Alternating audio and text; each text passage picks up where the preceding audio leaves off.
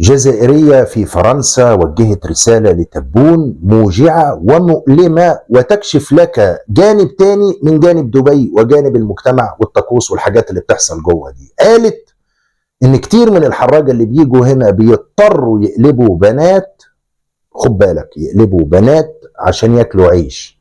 يعني يقلب طاطا، يقلب شخنانه، يقلب ده عشان ياكل عيش. ولما سألت لقيت ان الكلام ده حقيقي، وقالوا لي في غابة اسمها بولون في فرنسا مليانة من دول، واغلبهم او ان لم يكن كلهم جزائريين. ده يوريك ويكشف لك ويوضح لي انا. وبقيت اليومين دول عامل زي بن علي كده بعد 23 سنة من حكم تونس، قال لهم فهمتكم؟ انا فهمت مؤخرا المغرب سياسته كانت ليه كده. شوف الفيديو ده الاول وتعالى اقول لك فهمت ايه. راني نشوفهم انا لي جون الجيريان جو سي سون ترانسفورمي اون فام لهنا بور غاني لور وي وي. السلام عليكم ورحمة الله وبركاته. بخير، لا بأس عليكم. ده يعني هي لا تلوم اللي في دبي، ملامين طبعا، بس يعني الحال اكتر من كده. الاناث اللي لجأت زي ما قالت واحدة شهادة موجعة ياخدها يجيب لها تاكوست مدد له. وشفنا نتيجة هذه السياسة في الداخل، والإفقار المتعمد سنين، وهتك الوعي المتعمد سنين، والنفاق والكذب على النفس سواء في الدين أو في السلوكيات الاجتماعية. ألبس الجلابية وأضرب اللحية بس أنا من جوه، من بره الله الله ومن جوه يعلم الله، ولبسها حجاب وخمار وبتاع، وتمشي في الشارع بتاع تقول لك تروح تصلي التراويح وتجي حاطط لكم شيخ تحيد ده كله، وتركب معاه الطوموبيل وتمشي من بره الله الله ومن جوه يعلم الله. الكذب على النفس أدى إلى اللي أنت شايفه ده. اللي لما راحت دبي احترفت بسرعة وكبرت النشاط والدنيا وخدت راحتها، وبقى بمقابل. فالسيدة قالت مش بس كده، ما هو نتيجة الانهيار الاجتماعي ده مش بس يؤدي لده. قالت له يعني مش ده يا ودي المشكلة، ده المشكلة ان اللي في اوروبا نفسهم حشمانين، وحطت لكم ناس كتير عايشة في اوروبا وخاصة فرنسا بتقول لهم يا ودي خلاص، يا ودي ده حراجة وبيجوا كل اللي في مراكز الشرطة هنا حرامية تلاقيهم جزائريين، وكمان بيقلبوا نانوات، بيقلبوا تطاوات زي مصطفى بونيف كده، برضه هو قالب طاطا عشان اكل العيش في الصحافة بتاعته دي، او ما تسمى صحافة. طبعا هي الصحافة ما وساخة ما ايواله.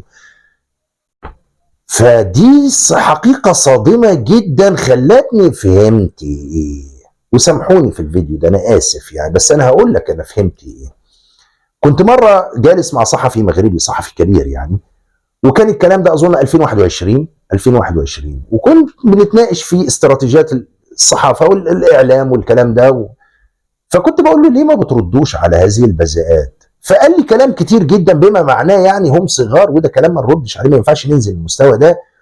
والاخر ختمها بجمله وقتها ما فهمتهاش، بس ابصم له دلوقتي انها صح، وانا مؤمن بها. انا فهمتكم، يلا فهم. ده الكلام ده 2021.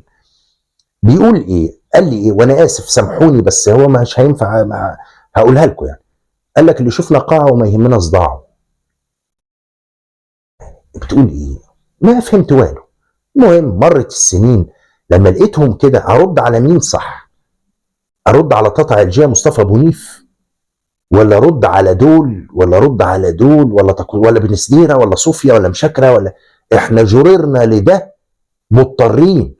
ووصلت المرحله اللي متابعني من الاول عارف اني كنت بتكلم في اشياء نقيه رائعه، مظاهر رائعه. جررنا جره بقله النخوه والتنقيذ والتحنقيذ اللي خلى جر عليهم الويلات دي دلوقتي.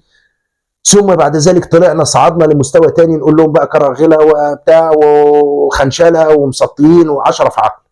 ثم صعدنا الى مستوى بقى التطوات والننوات، ولقيت البلد امير ديزاد فتح القرقره ورانا بو. ولذلك فعلا جررنا الى مستوى انا كارهه. بالمناسبه انا كاره هذا المستوى، وعمري ما كنت اتابع حاجات زي دي ابدا، وعمري ما شفت فيديو زي ده ابدا، وعمري ما كان يقابلني نانو والشيخ نانو والشيخ مراد والشيوخ بتوعهم، عمري ما كنت ولا يلفت انتباهي، حتى لو قدامي ما يلفتش انتباهي. اقسم بالله فجاه بقيت قاعد تتفرج على ده، وتتفرج في دبي بيحصل ايه وهنا بيحصل ايه. بل ان الخليجيين نفسهم دلوقتي بقوا عرفوا على ايش يسووا، بقوا عارفين يسووا مقاسهم كام. فيلا فهمتوا، قلت فعلا انا بعمل ايه. انا طول الوقت على فكره عندي الموضوع ايه ده، ايه اللي احنا بس لازم ترد عليه، لازم لكي يعرف العالم مع من حشرنا الله في الجوار. الله يرحمه الملك الحسن الثاني كان بعيد النظر، وان لما يعرف العالم مع من حشرك الله في الجوار ويعرف عقليتهم هتتهنى من الوش. خلاص بقى عندك في دماغك اي، ودلوقتي العرب كلهم كده بالمناسبه، دلوقتي حاليا وصلوا لانهم تقول له جزائري يضحك. عارفه انا شامم الريحه. اتاري الخليجيين شامين وعارفين من زمان على فكره، بس ما كانوش بيتكلموا، ما جاتش مناسبه للتعبير، لكنهم الان يعبرون. وادخل على السوشيال ميديا كلها تلاقيهم دلوقتي كلهم بيتكلموا. بل ان في الامارات دلوقتي بيقول لك بدات مطالبات يا جماعه طهروا البلد بقى لان ريحتنا اتشمت. عندنا مثلا يقول لك لا تيجي جنب الهبل ولا تخلي الهبل يجي جنبك. الهبال ده لما جبتهم هنا فضحونا وهيفضحونا وهيشوهونا وهيمسوا سمعتنا احنا كمان. فاكنس بقى خلاص، مش من قله يعني، اكنس دول الجنسيه اللي هتفضحنا دي، الهبال ده الهبل دول ابعد عنهم. لا هبل ده لا تيجي ناحيته ولا تيجي، لان في الحالتين هيفضحك. لذلك دلوقتي يلا بقول لكم فهمتكم. والله قالها لي وساعتها قلت ايه تقول ايه، لكنها كانت فعلا موجزه وحقيقيه، بس انا اللي ما فهمتش. يعني ما كنتش واصل للرؤيه، كنت فاكرهم رجال بيتعاركوا برجوله، بيتحاربوا برجوله، بنخوه، بادب، بسياسه، بوعي، بفهم، بمنطق، بحجه، باي حاجه، ولو بنانويه وتطويه وتقوسيه. فقال لي اللي شفنا قاعه وما يهمنا صداعه. عرفنا مقاس وعرفنا ده ايه ده.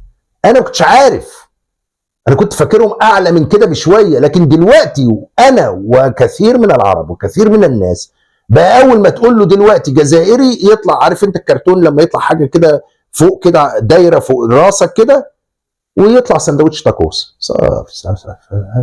فهمتكم. انا قلبت بن علي خالص بقالي كام يوم. فهمتكم. يلا فهمت، معطله بس فهمت. يلا فهمت. دلوقتي بقى تقول لي جزائري، اشوف جزائري، اشوف تعليق جزائري، كلام مع جزائري زي الكرتون كده وبتطلع تاكوس. صافي. يلا فهمت. وانا اسف على اللي قلته ده، لكن جرنا اليه جره للاسف، ودلوقتي بتبان وتتكشف. وانا فهمت وغيري فهم علشان شفنا ده بلسان جزائريين. انا ما قلتش حاجه، انا بس بوريك عشان بعد ذلك لما يجي تلاقي تعليق فيك ولا تلاقي تعليق حقيقي من جزائري ولا حتى بكونت فيك، تعرف ده مين على طول.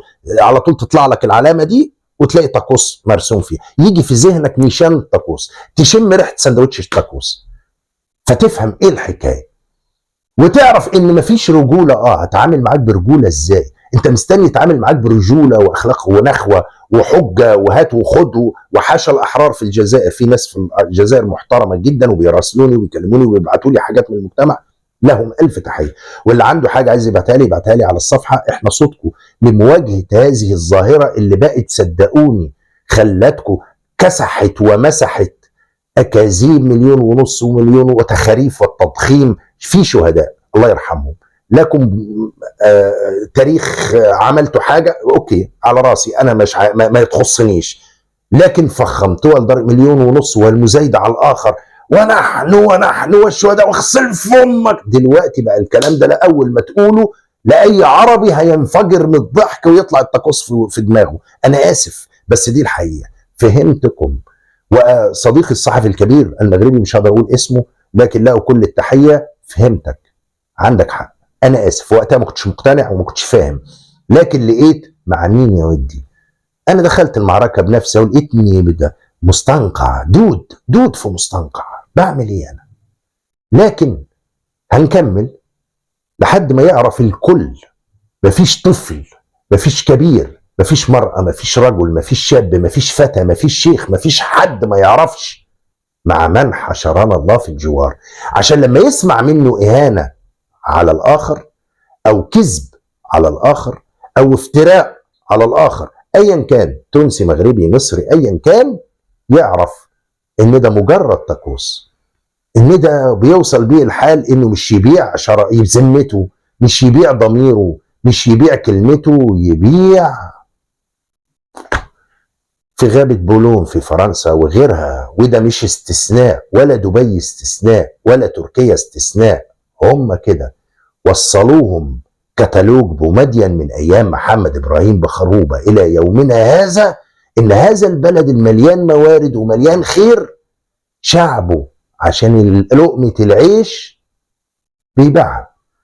بل ده يخليني كل اللي أنا شايفه ده يقول لك من أيام بوسبير للإناء عندهم وأم حسن إنهم متمرمدين في ده من زمان، وإحنا اللي كنا ضحية الآلة الإعلامية اللي حبت تصدر لنا 1.5 مليون ثم 1.5 مليون ثم 5 مليون 13 مليون شهيد والشهداء والثورة والجهاد والأحرار والثوار، وغبائنا في إننا صدقنا ده اداهم الفرصة إنهم يزايدوا ويستمروا في الكذبة، وهم من بره هلا هلا ومن جوه يعلم الله.